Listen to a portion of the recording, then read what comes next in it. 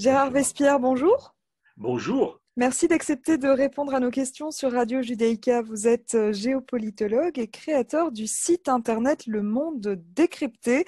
Aujourd'hui, je vous propose que nous parlions de l'Iran et plus précisément du nouveau président iranien, Ebrahim Raïssi. Après avoir été investi président mardi, Ebrahim Raïssi prête serment devant le Parlement ce jeudi 5 août. C'est le début de 4 années de mandat.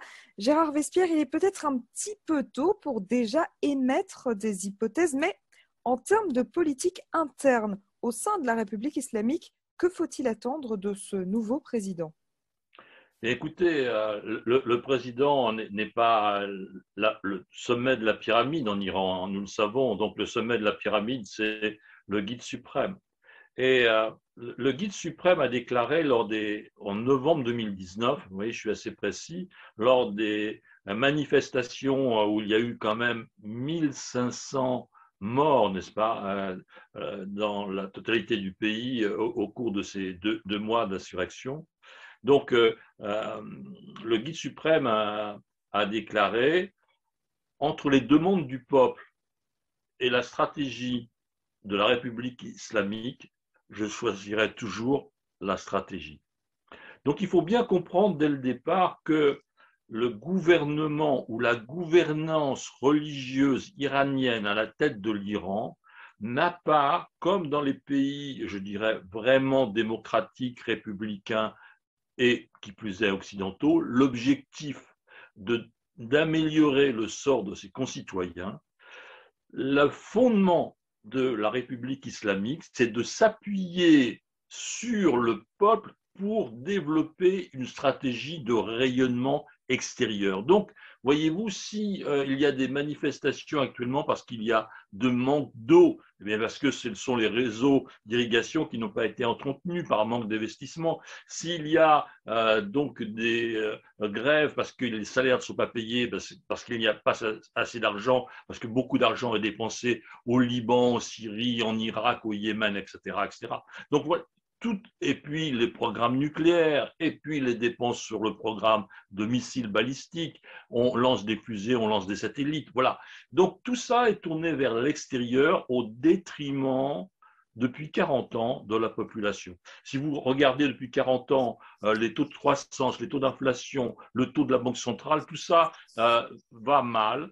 Et donc le souci fondamental de la République islamique n'est pas le peuple, c'est sa stratégie extérieure. Donc il ne faut pas s'attendre à quelque changement que ce soit.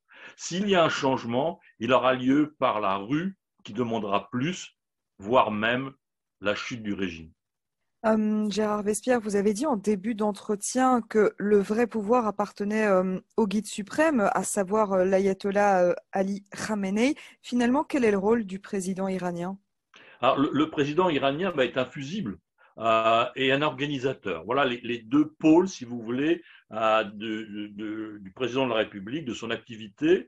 En cas effectivement de difficulté de régime ou de difficulté, eh bien, il peut présenter sa démission. Donc, il protège d'un point de vue institutionnel le guide suprême qui, lui, est complètement intouchable, puisqu'il n'est pas élu par le peuple, mais désigné par une assemblée d'experts. Donc, et deuxièmement, c'est un organisateur, il a un gouvernement, donc il a des manettes pour agir sur la sécurité, agir sur la justice, agir sur l'économie, etc., etc. Donc, dans le classicisme d'un gouvernement. Donc, voilà les deux pôles, un rôle de fusible et un rôle de gestionnaire et d'homme qui va mettre en œuvre et en place la politique de la République islamique, à savoir donc un expansionnisme extérieur.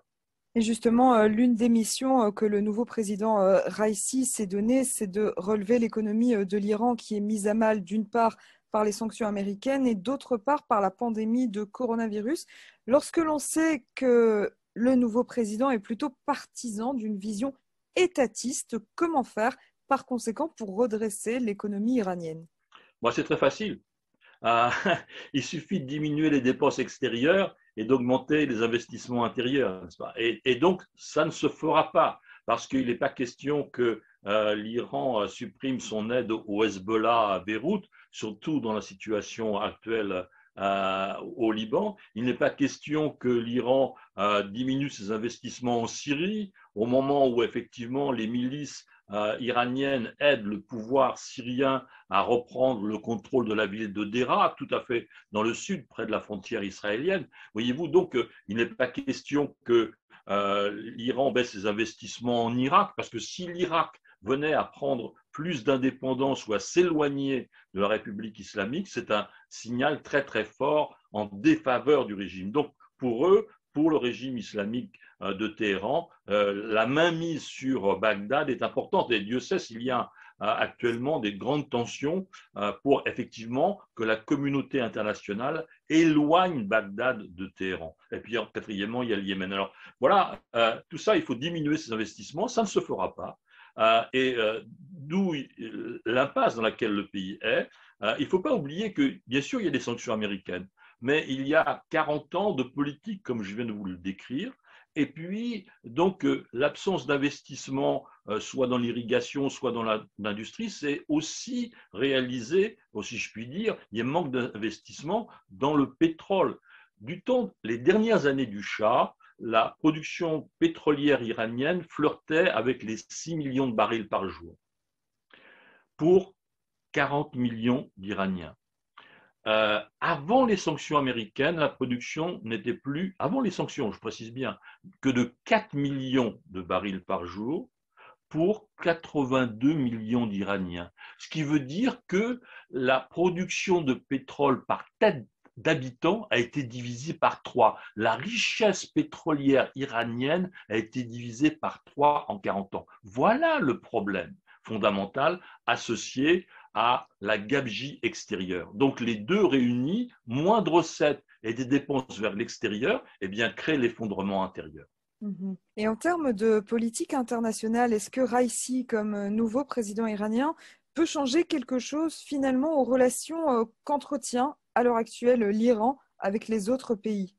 Ça, c'est une question très, très pertinente. Or, il est sur la géométrie politique iranienne, c'est un radical. Donc, il ne faut pas attendre d'un radical un changement de cap. Il est là pour accomplir la vision et les visées du guide suprême, donc Khamenei. Et c'est une difficulté parce qu'on a bien vu que pratiquement le jour de son intronisation par le guide suprême, vous avez vu des actes de piraterie, des attaques au large de Man dans le golfe Persique. Donc voilà la situation et je crois il est intéressant de rapprocher les deux. Ça veut dire j'arrive, voyez-vous, il y a aussi un durcissement dans les actions extérieures de l'Iran. Donc, si on rapproche les deux et si on a cette lecture, eh bien, il est difficile de s'attendre à, disons, à des gestes d'apaisement. Au contraire. Avec des négociations sur le nucléaire iranien qui piétinent à Vienne, plus la communauté internationale qui hausse le ton face à l'Iran concernant les attaques en mer, notamment celle du pétrolier en mer d'Oman jeudi dernier, et maintenant un président ultra-conservateur, est-ce que finalement la République islamique ne risque pas de s'isoler au sein de la région? Donc, elle est bien sûr active dans l'univers de l'arc chiite, n'est-ce pas? Les Iraniens sont très actifs auprès des Afghans chiites. Ils ont fait venir chez eux et envoyé à partir de l'Iran des milices afghanes chiites en Syrie. On connaît la valeur du combattant afghan, n'est-ce pas? Eh bien, donc, il y a eu 2000 morts, ce sont des chiffres officiels, 2000 morts, 8000 blessés afghans, envoyés en Syrie par Téhéran.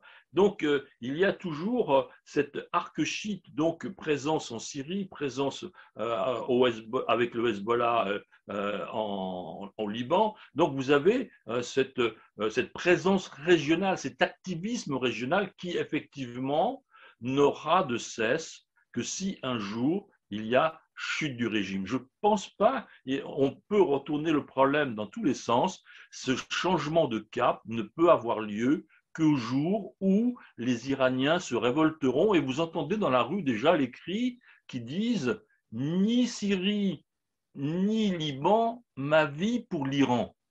Voyez-vous? Donc la population est très très consciente. Il ne faut pas croire que les gens sont idiots, ils savent d'où viennent les vraies souffrances. Il y avait un autre slogan il y a quelque temps qui disait l'ennemi est ici, mais on nous dit que c'est l'Amérique. Voyez-vous, donc il y a un réalisme de la rue iranienne. Donc jusqu'où va-t-il aller? C'est un des grands points d'interrogation des prochaines semaines, des prochains mois, voire des prochains trimestres. Est-ce qu'il y aura, par justement la situation économique, la situation sanitaire, la situation donc absence d'énergie, d'électricité, manque de ressources en eau, est-ce que tout ça va finir par, lié à l'action des groupes de résistance, eh bien, finir par faire descendre non pas des centaines, non pas des milliers, mais des centaines de milliers d'Iraniens dans la rue, voire bien sûr davantage. Merci beaucoup, Gérard Vespierre, pour ces éclairages. Je rappelle à nos auditeurs que vous êtes géopolitologue et créateur du site internet Le Monde Décrypté, que j'invite nos auditeurs à aller consulter. C'est toujours un plaisir de vous avoir avec nous sur nos ondes. Merci beaucoup. Merci à vous.